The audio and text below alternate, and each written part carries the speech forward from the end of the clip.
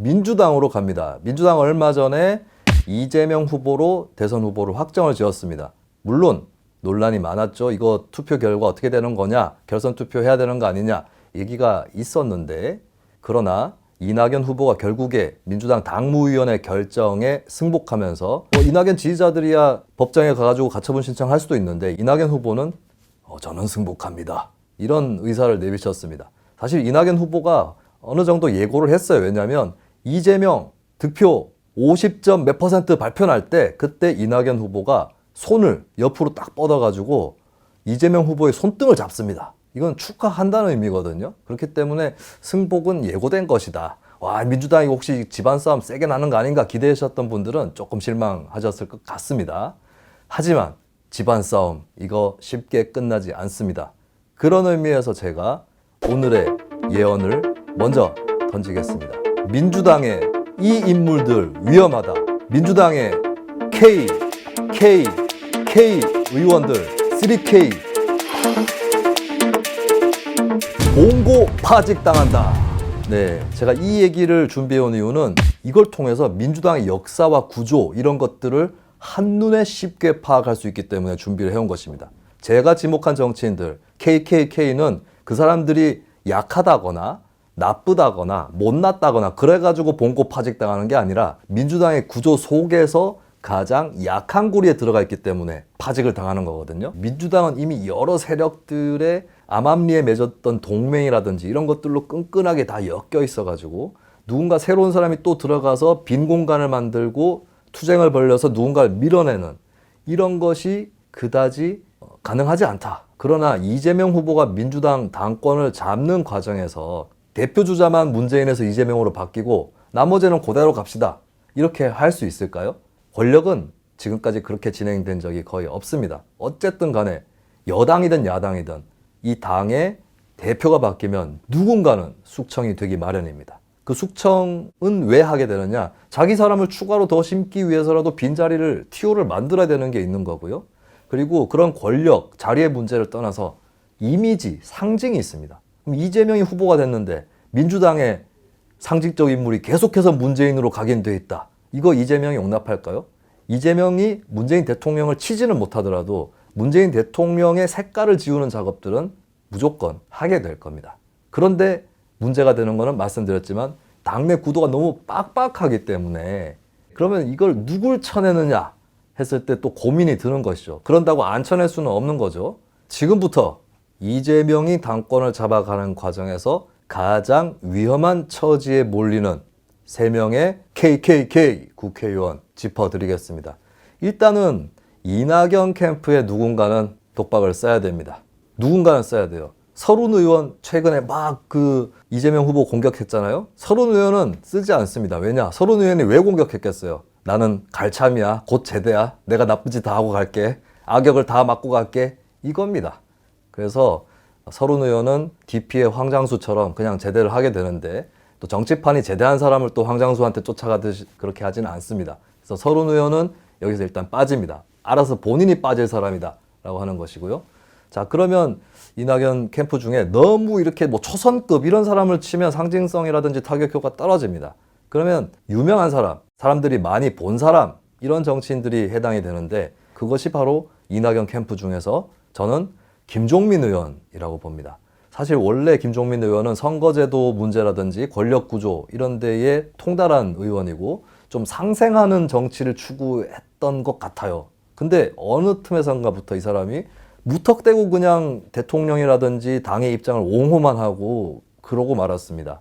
그 계기가 아마도 김종민 의원이 원래 친분이 있었던 안희정 전 지사가 몰락하면서 내가 좀 설 수 있는 다른 비빌 언덕이 필요하다라고 생각을 해서 좀 오바를 하게 된 것 같은데, 불행히도 너무 튀었어요, 그 과정에서.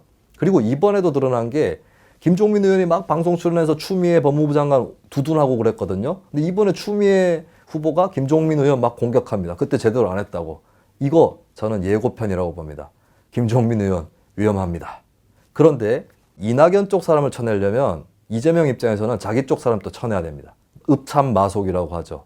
그런 것들이 실제로 있었습니다. 원리만 있는 게 아닙니다. 예를 들어서 유승민이라든지 이런 비박 정치인들이 박근혜 정부 때 막 날아가고 떠밀리고 그랬었잖아요. 근데 그 작업하기 전에 당시에 친박에 김태환이라고 하는 정치인이 있었는데 김태환 의원은 좀 다선이었고 연로했기 때문에 그만하셔도 되지 않느냐라고 하는 그런 여론을 받고 있었어요. 그래서 컷오프 시키기에 좀 수월했습니다. 그런 사람부터 먼저 날리더라고요.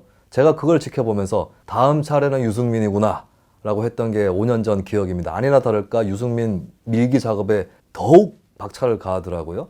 그러면 이재명 쪽도 이낙연 쪽 누군가를 쳐내기 위해서는 결국에 자기 편 누군가를 빼는 그런 일을 또 해야 됩니다. 그리고 생각해보면 자기 편 누군가 빼고 그 자리에 자기 편 또 심어도 되는 거 아닙니까? 그렇다면 상징적으로 누군가는 희생될 수밖에 없는데 저는 김남국 의원이 굉장히 유력하다고 봅니다. 김남국 의원 역시도 김종민 의원과 마찬가지로 굉장히 눈에 잘 띄는 의원이었는데 이재명 후보에게는 손톱 밑에 가시가 있습니다. 이재명 후보가 경선 도중에 무슨 얘기를 했었느냐?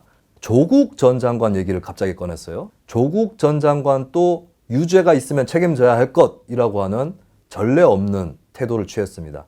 만약 유죄가 확정이 되면 뭐 그 점에 대해서는 조국 전 장관 가족들께서도 책임을 져야 되겠죠. 이재명은 알고 있습니다. 조국 사태가 민주당의 급소가 될 것이라는 걸. 본인이 대통령 선거에서 이기기 위해서 반드시 넘어야 될 고비라는 걸 알고 있습니다. 그런데 그 조국 사태 때 정경심 교수님 힘내세요 라고 스타가 됐던 김남국 의원이 이재명 후보 수행을 맡고 있어요. 자, 이거는 어떤 사람들은 그럼 수행을 맡고 있는데 그런 사람을 내칠 수 있느냐라고 할 수 있는데 수행을 맡고 있는 사람인데 내쳤다라고 하는 것은 굉장한 효과를 불러일으킵니다. 여러 사람들이 와, 이재명은 인정에 따라서 자기 측근한테 자리를 주는 사람이 아닌가 봐. 특히 요즘에 대장동 이슈도 있는 거 아니에요? 그런 걸 털기 위해서는 이재명이 자기 측근에게도 엄정하다.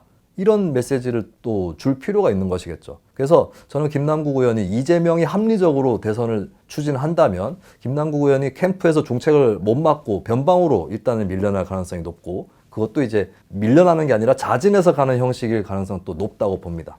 자, 그러면 여기서 끝날 것이냐? 이재명의 민주당이라고 하는 확실한 선언, 상징이 필요하거든요. 그렇다면 문재인의 민주당을 상징하는 인사 중에 누군가는 희생양이 될 수 있습니다. 쉽게 얘기해서 문재인 대통령의 측근이라고 자타가 공인하는 만인이 알고 있는 인사들 중에 누군가 희생될 가능성이 높습니다. 그런데 여기서 일단 용기를 낸다면 굉장히 굵직한 인사를 치는 방법도 있어요. 근데 어쨌든 유력시 되는 것은 조금 더 약한 고리에 있는 인물입니다. 그런 의미에서 저는 친문 직계라고 할 수 있는 그 의원들 중에서는 고민정 의원이 위험한 자리에 있다라고 봅니다. 예를 들면 윤건영 의원이다라고 했을 때는 확실하게 문재인 대통령의 복심이다라고 그렇게 평가를 받는 의원입니다. 하지만 고민정 의원은 본인이 조금 처신을 잘못한 것도 있는데 지나치게 문재인 대통령 팬덤의 어떤 팬클럽 총무 같은 그런 느낌? 팬클럽 총무가 갑자기 그 아이돌 팀의 한 멤버가 돼버린 느낌? 이런 것들을 벗지 못했어요. 이거는 정치인으로서 뼈아프게 받아야 될 평가라고 생각하고 이런 위치에 있으면서 또한 그런 특징을 갖고 있다면 다음 공천이라든지 이런 데서 굉장히 불리하게 작용할 수밖에 없다라고 하는 것입니다. 그래서 제가 김종민, 김남국, 고민정 이 세 사람의 의원에 대해서 얘기를 했는데 이분 의원들이 민주당에서 더 나쁘기 때문에 밀려날 거예요. 뭐 이런 얘기가 아닙니다. 그 사람들 나름대로의 장점이라든지 특기가 있을 수 있겠죠. 하지만 민주당이 이 구조에서 결국에 가장 위태로운 지경으로 몰리게 된 것은 이 세 명의 의원입니다. 자, 여기까지가 저의 예언인데 그러면 이 의원들이 자신이 위기에 처해 간다는 것을 스스로 인지할지 그리고 그것을 벗어나기 위해서 노력할지 아니면 제가 예언한 대로 그 구도 속에 그대로 머무르다가 먼저 밀려나는 운명에 처해질지 이것은 여러분들이 계속 지켜보시기를 바라겠습니다.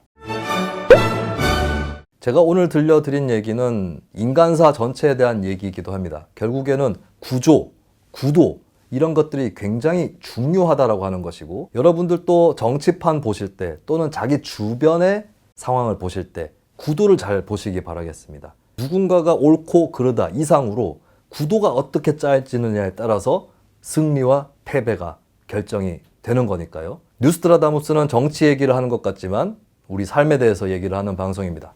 다음 주에도 우리 삶의 이야기 들고 찾아오도록 하겠습니다. 고맙습니다.